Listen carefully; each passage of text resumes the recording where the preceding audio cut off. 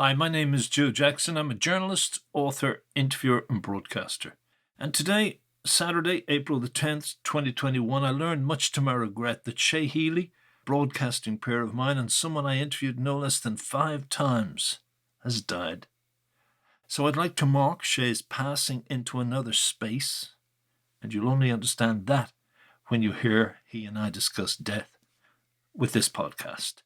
It's part of a 90-minute interview we did in 2004 when Shay launched his memoir, On the Road. Not only that, the interview was done the morning after Shay had appeared on The Late Late Show and gone public for the first time with the fact that he had Parkinson's disease, or, as he jokingly called it, taking his cue from the great Michael Parkinson, the chat show host's disease. But the part of the interview I want to play brings me back to the first time I saw Shay deeply depressed. It was 1993. I had a weekly interview slot in the Irish Times and had gone to Nashville to do interviews with the likes of Garth Brooks. And much to my delight while I was there, I met an Irish TV crew who were filming the series Country Music USA, presented by Shay. They invited me to hang out with them, and I did for 12 days on a trip that took us from Nashville to Texas to Branson. But my abiding memory of Shay, as is evident from this chat 11 years later, is of one evening when, as he and I sat beside a swimming pool in a hotel in Branson, Missouri, he couldn't shake off the blues. I asked why, and Shay replied that it was in part because he hated being in Branson. It was, he said, like God's waiting room. But when I read his memoir, which had a section about Branson, I noticed he made no mention of this memory. So during the interview in 2004, I brought up this subject. And by the way, if you want to read some of the articles I wrote about Shay Healy, keep an eye on my website, joejacksoninterviewer.com. All right. But you also went and wrote this book. I wrote the book. So you weren't silenced creatively at all. No. But and Pat did raise the question. The idea that I'm about to shuffle off the mortal coil, was that any impetus behind reflecting and retelling the tales? Although tellingly, and I will point it out in the article, this book is not in any way dark. It's implicitly dark. Yeah, no. It's a joyful celebration of meetings with famous and infamous and joyful celebratory experiences. Yeah, probably the darkest one was the 3 months in New York trying to get my musical on, but it was also the most enlightening, it was the most vibrant 3 months I've had in my life, because what I was talking about earlier, I was in a city and I was living down in the Lower East Side on 6th Street and 3rd Avenue, which is really funky territory. And everybody you met had a play, he was a painter, he had a poem, he had a song, whatever. And I was in direct contention with these guys. We were all running towards the same bright life. Yeah. And that, again, kind of just inspired me on a daily basis to just get out there and realize that if you don't put the time in, then they are going to pass you out. Yeah, but you see, the point there is the bright light you're all running for, not the darkness you're in. Absolutely, yeah. You know what I mean? Yeah. And when there's a group of you, I think it's hugely invigorating. So dark as that was. But there was also another dark moment, Shay, and I mentioned in the last article, and you didn't go into it in the book either. And that was Branson, baby. You went down into the depths of Branson because, remember, you felt you were in God's graveyard. It was God's graveyard. I thought it was definitely an. And I think you tell the Cash story. And I remember you talking to me that night. And it was not just, you tell the white belt, the only belt I have. But there was also, who had just died? Conway Twitty had just died. So didn't Cash also say something about... They talked about Conway, yeah. And that you never know who's next. Remember? You don't, yeah. So that was in Branson. And then in Branson, I remember you sitting at the pool or outside the hotel, and you just said, Joe, all this age. And it's only 6 months after your dad's death, though, Yeah. But it got you down, big time. Well, it got me down, because I think large concentrations of old people are like a herd of old elephants, or the monkeys that have been shifted out to the edge of the pack, you know. Yeah. I understand why they band together collectively, because it's easier for them. They don't have the noise and unruly elements or people knocking them over or whatever else. Yeah.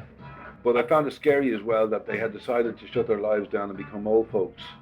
Oh, okay. And just that's what accept the role. Accept the role of old. And I remember going to the Osmond show. About 50. I was 50, yeah. About 50. I was about 50, yeah. 50, yeah. This is 93, you were 50. Well, I saw effectively what could be heavy if you let it happen to you. Right. And maybe that made me resolve that it would never happen to me.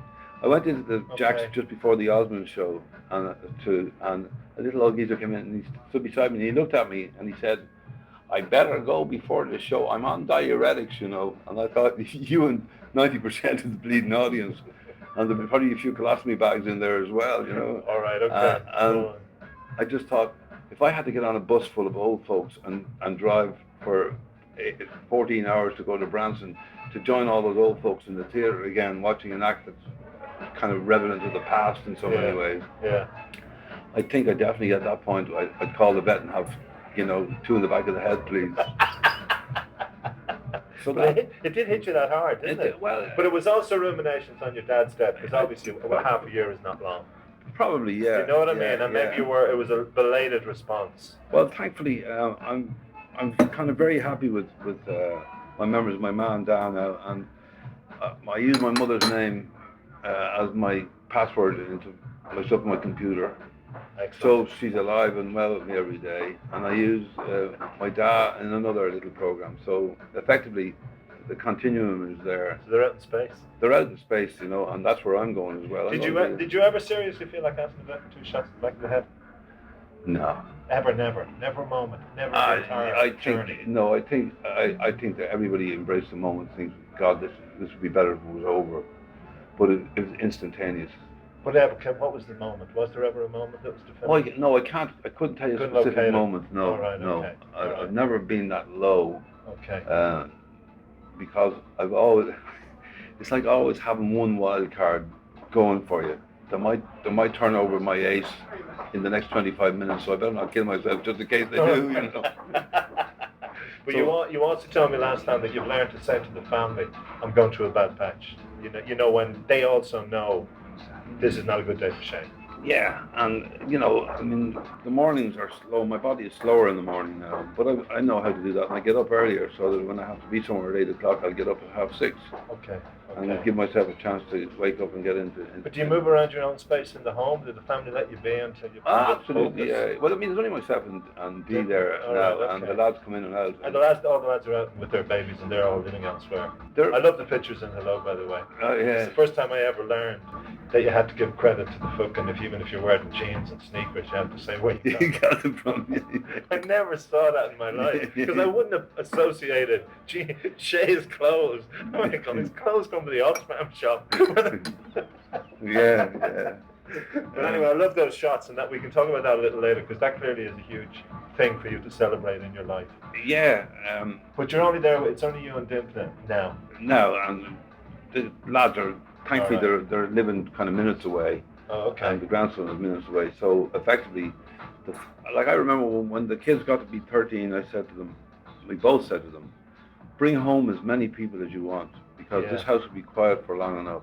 Oh yeah, okay. And what disturbs it now at night is me playing the piano. Okay. And I usually wait until Dee's gone to bed. Okay. And then I get the greatest joy. There's a piano in the middle room in the house, so you have to pass it on the way to the kitchen or on the way to the Jacks or wherever.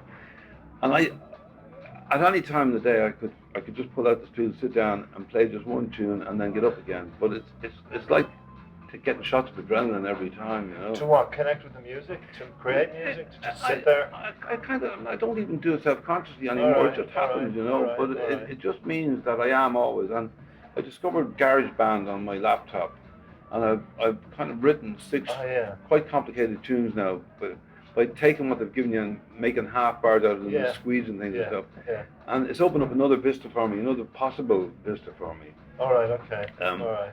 And I realized that if there's a chance that I would become immobile, I won't be immobile on the web, because the web is there, and I can do the web from my front room or from my kitchen or wherever I want to be, you know. I think everybody's life is a book. Yeah. And everybody has a fantastic story, and if you go digging for more than 10 minutes with somebody, you'll find the spurs will take you into the most, you might even find people who met Gandhi, you know. Yeah. But you kept away from that even in this book. This was a chance to do it, wasn't it? Well, the chance to do it. See, your classic moment for me is when in Branson, you could have used Branson as a moment to reflect on impending death, or old age, or your daddy's death. But you didn't even mention them. No. You know what I mean? Yeah. Like, well, possibly because, you know, I've been cured of that. At the time it affected me. It doesn't Right. affect me now. I mean, Right. I'm going to die, and I'm not anticipating going anywhere except through this cat flap Okay. as a bit of stardust into this other dimension. All right. The manner of my dying may be of concern to me. I don't wish to die roaring like they all say. Ah, he died in his sleep. How did they know he didn't sit up in the middle of the night? I went, ah, yeah. Yeah. But maybe in the cat flap and beyond in that stardust dimension, they'll want the demos. Maybe they'll finally say, "We've been waiting for you. Yeah. We got your I've contract." been waiting such a long time. You'll say or they'll say. I'm not sure. One of us will get it out. Yeah. And you'll find all your old demos will be there playing around you in multi-ophonic sound. Thankfully, death is. I was very morbid after my dad died, and I was really conscious of my own mortality. Now I'm conscious of mortality. For how long? Weeks or months or years? So I'd say a couple of years, But All now right. I'm quite accepting of the fact that I don't believe the order of the world is so fantastically mathematical that you think somebody devised this because it just couldn't have all happened by accident. But nobody's ever been able to prove that to me. So the way I'm dealing with Prove whatever the happens existence to of the great mathematician. it could be the existence of a great mathematician, but if you see where we are situated in the universe relative to all the stuff that's going on, and we're so tiny, and we're the size of, as we say in our play, of 1p on C25 row E in the Royal Albert Hall. All right. If you're that small and that puny, then it kind of belies the notion that there's somebody with a personal hand on your tiller 24 hours a day saying, as we were led to believe, that God is watching and counting the hairs in your head. Yeah. But you still don't want anyone to sit on that P in row C, E, or whatever it is in 34, do you? No. Not quite yet. Well, but I'd be happy to give up my seat to somebody coming behind me who's a bit like me. I think that there are so many people in the business who have the capacity to do the different things that I've done and just haven't dared to do them yet. But I think that it's within people. It's there to be unlocked. Tap into all those different. You can tap into it if you really want. Hi, Joe Jackson here again. I thank you for listening to this edition of the Joe Jackson Interviews podcast. And don't forget, if you want to read some of my articles about Shay, check out my website, joejacksoninterviewer.com.